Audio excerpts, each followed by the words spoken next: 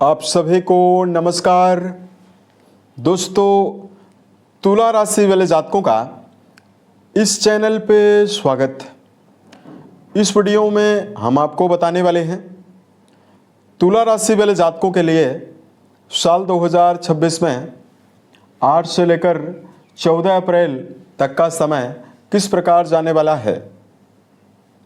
अप्रैल महीने के द्वितीय साप्ताहिक समयावधि में राशि के ऊपर बनी हुई ग्रही अवस्था आपके जीवन में क्या परिणाम आपको देने वाली है। किन मामलों में तुला राशि वाले जातकों को कम प्रयासों में बड़ी सफलता मिलने वाली है, वहीं कहां पर तुला राशि वाले जातकों को संभल कर काम करने की आवश्यकता भी रहने वाली है। ये राशिफल तुला राशि वाले जातकों के लिए ही बनाया गया है और आपके जीवन में यह आपकी चंद्र राशि के ऊपर प्रभावी है, तो आप इसे इसी आधार पर देखें। यदि आपके पास चंद्र राशि ना हो तो इसे आप अपनी नाम राशि के अनुसार भी सुन सकते हैं। इस राशिफल के माध्यम से तुला राशि वाले जातकों के जीवन से जुड़े हुए सभी पहलुओं के बारे में हम आपको जानकारी भी देने वाले हैं, जैसे तुला राशि का करियर और व्यापारिक जीवन, आर्थिक जीवन, पारिवारिक जीवन, प्रेम संबंध है, स्वास्थ्य, एजुकेशन लाइफ है और अंत में हम आपको धार्मिक उपायों के बारे में भी जानकारी देने वाले हैं। तो अब देखिए, सबसे पहले बात करते हैं 8 से 14 के बीच में राशि के ऊपर ग्रही अवस्था किस प्रकार की बनी हुई रहने वाली है। तो देखिए, तुला राशि वाले जातकों के राशि के स्वामी बहुत लंबे समय से हैं तो उच्च राशि में, लेकिन ये छठे भाव में बने हुए हैं। वहीं राहु मंगल का अंगारक योग आपके पंचम भाव में बना रहा, तो फरवरी की शुरुआत से ही तुला राशि वाले जातकों के जीवन में कई प्रकार की मानसिक और शारीरिक समस्या लगातार बनी हुई है। रिश्तों के मामले में यानी प्रेम और वैवाहिक जीवन को लेकर लगातार समस्याएं बनी रही। वहीं तुला राशि वाले जातकों के कर्म क्षेत्र के मामले में आप उत्साहित होकर कार्यों में एकाग्रता के साथ कार्य नहीं कर पाए, यानी कर्म क्षेत्र के मामले में परेशानियों का सामना करना पड़ा। कुंडली के छठे घर में बहुत सारे ग्रहों के होने की वजह से व्यर्थ के व्यय आपको जीवन में मिला और कुटुंबी जनों के बीच में भी पारिवारिक जीवन को लेकर भी मिला जुला परिणाम, समस्याएं जीवन में ज़्यादा बनी रही। तो अब देखिए, यहाँ पर कुछ बड़े परिवर्तन होने वाले हैं। 2 बड़े परिवर्तन ग्रहों में हो रहे हैं, तो आपके जीवन में क्या स्थिति बनने वाली है। सबसे पहले बात करते हैं राशि के ऊपर ग्रही अवस्था किस प्रकार की बनी हुई रहने वाली है। तो तुला राशि वाले जातकों, केतु का गोचर आपके 11th हाउस यानी आपके लाभ स्थान में होने वाला है। देवगुरु बृहस्पति आपके भाग्य भाव में गोचर करने वाले हैं। राहु और बुध की मौजूदगी आपके संतान भाव में रहने वाली है, जिसमें बुध 11 तारीख को मीन राशि में भी जाने वाले हैं। उसके अलावा देखिए, मंगल, सूर्य, शनि और शुक्रदेव, ये चारों ग्रहों की मौजूदगी आपकी राशि के छठे भाव में बनी हुई रहने वाली है, जहां पर सूर्यदेव 14 तारीख को अपनी उच्च राशि और आपके सप्तम भाव में मेष राशि में जाने वाले हैं। इसमें मेजर ग्रहों का तो राशि परिवर्तन नहीं होने वाला है, लेकिन माइनर ग्रहों का बदलाव काफ़ी ज़्यादा हो रहा है। तो अब आइए हम आपको बताते हैं सिलसिलेवार करके जीवन के हर पहलू में क्या अवस्था रहने वाली है। सबसे पहले बात करते हैं करियर और व्यापारिक जीवन के मामले में समय कैसा जाने वाला है।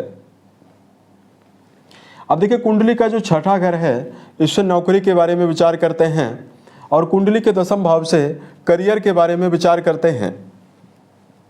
देखिए, यहाँ पर जो आपके छठे भाव के स्वामी बृहस्पति हैं, ये त्रिकोण में रहने वाले हैं, भाग्य भाव में, और ये बहुत ही बेहतर अवस्था में हैं। तो देखिए, नौकरी पेशा जातकों के जीवन में तो ये समय बहुत ही बेहतर रहने वाला है। देवगुरु बृहस्पति की प्रभावशाली अवस्था रिश्तों के सहयोग की भावना भी आपको परिवार में देगी, जिसकी वजह से करियर के मामले में बेहतर प्रदर्शन करने में आप जीवन में समर्थ होने वाले हैं। यहाँ पर देखिए, सूर्य की प्रभावशाली अवस्था व्यापार में आपको लाभ देने वाली है, क्योंकि सूर्यदेव 14 तारीख को सप्तम भाव में जाने वाले हैं। तो इस हफ्ते व्यवसायी जातकों के जीवन में भी विशेष परिवर्तन आपको मिलने वाला है। वहीं वर्तमान में जो तुला राशि वाले जातक वाणी से जुड़ा हुआ काम करते हैं, मार्केटिंग और सेल्स के फील्ड में, मीडिया सेक्टर, एडवाइजरी फील्ड, सरकारी या राजनीतिक जीवन से जुड़ा हुआ कोई भी काम करते हैं, इन सभी जातकों के जीवन में करियर में बेहतर परिणाम मिल सकता है। उसके अलावा देखिए बात करते हैं धन के मामले में क्या परिणाम तुला राशि वाले जातकों के जीवन में मिलने वाला है। देखिए कुंडली का दूसरा घर धन के लिए जिम्मेदार है और इस भाव के स्वामी मंगल छठे भाव में रहेंगे। वहीं कुंडली का 11th हाउस लाभ के लिए जिम्मेदार है और इस भाव के स्वामी भी छठे भाव में रहने वाले हैं।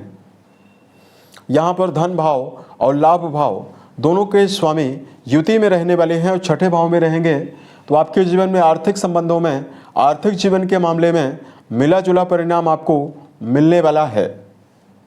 एक बेहतरीन अवस्था केतु की है, जो 11th हाउस में केतु बने हुए हैं और मघा नक्षत्र में हैं। तो इस पूरे हफ्ते में अचानक धन प्राप्ति की संभावनाएं भी आपको मिलने वाली है।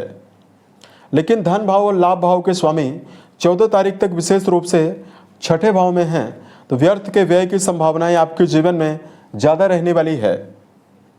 ऐसे में तुला राशि वाले जातकों को लॉटरी, शेयर, सट्टा, इन सभी मामलों में धन का निवेश करने से भी आपको बचने की आवश्यकता रहने वाली है।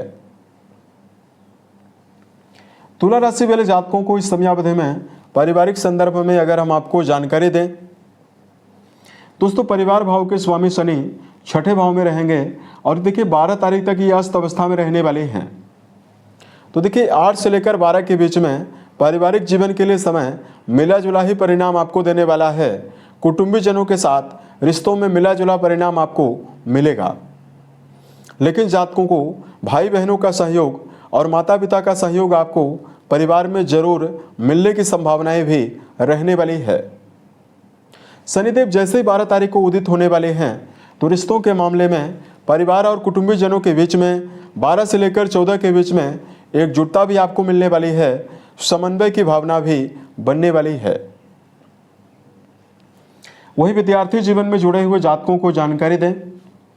देखिए यहाँ पर बुध का राहु देव के साथ होना शिक्षा के मामले में जातकों को एकाग्रता देने वाला है, शुभता देने वाला है। केतु का भी मघा नक्षत्र में गोचर हो चुका है। केतु देव का भी संबंध पंचम भाव से बना हुआ है। ऐसे में विद्यार्थी जीवन में जुड़े हुए जातक विशेष परिणाम प्राप्त करने में सफल रहने वाले हैं। प्रेम और वैवाहिक जीवन के मामले में जानकारी दें। दोस्तों पंचम भाव में राहु देव की अवस्था प्रेम रिश्तों के मामले में व्यर्थ के भटकाव की अवस्थाओं को भी और विवाद की अवस्था को भी देने वाली है। ऐसे में 8 से लेकर 12 के बीच में प्रेम जीवन के मामले में समन्वय पूर्वक चलने की आवश्यकता जीवन में ज़्यादा रहने वाली है। वही बात करते हैं वैवाहिक जीवन के मामले में क्या परिणाम मिलेगा। देखिए वैवाहिक भाव के स्वामी भी छठे भाव में रहेंगे और वैवाहिक भाव के स्वामी अग्नि तत्वी राशि में ना होकर जल तत्वी राशि में है। तो रिश्तों के मामले में देखिए जीवन साथी के साथ संबंधों में आपको मिला जुला परिणाम मिलने वाला है। लंबे समय से तुला राशि वाले जातक रिश्तों के मामले में समस्याओं को देख रहे हैं। तो यहाँ पर देखिए संबंधों के मामले में यदि आप प्रयासरत हैं तो आपको शुभता मिलने वाली है। लेकिन तुला राशि वाले जातकों को रिश्तों के मामले में व्यर्थ के विवादों से आपको बचने की आवश्यकता रहने वाली है। उसके अलावा देखिए बात करते हैं आपके लिए हेल्थ के मामले में समय कैसा रहेगा।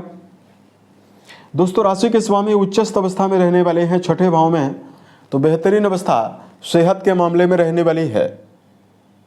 लेकिन वर्तमान में अनिद्रा की समस्या आपको जरूर परेशान करेगी, क्योंकि इनकी दृष्टि आपके 12वें भाव में नीच राशि में जाने वाली है और कुंडली का 12वां घर आपके नींद से संबंध रखता है। तो व्यर्थ की बातों को लेकर जीवन में मानसिक रूप से ओवर थिंकिंग से भी आपको बचना है और संतुलित भोजन सेवन करने से आपको विशेष रूप से लाभ मिलने वाला है। ऐसे में अनिद्रा की समस्या ना होने पाए, इसका भी आप जीवन में ध्यान रखें और खान पान को लेकर भी यदि आप ध्यान रखते हैं तो ये समय आपके लिए बहुत ही बेहतर रहेगा। धार्मिक मामलों में तुला राशि वाले जातकों को मीठा जल शिवलिंग पर अर्पित करना और महामृत्युंजय नामक मंत्र का जप करना आपको लाभ देने वाला है।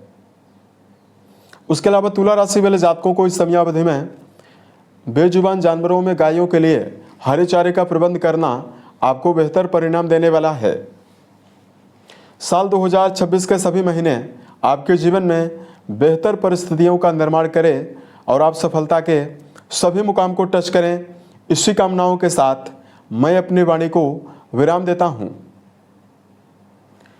ओम नमः शिवाय।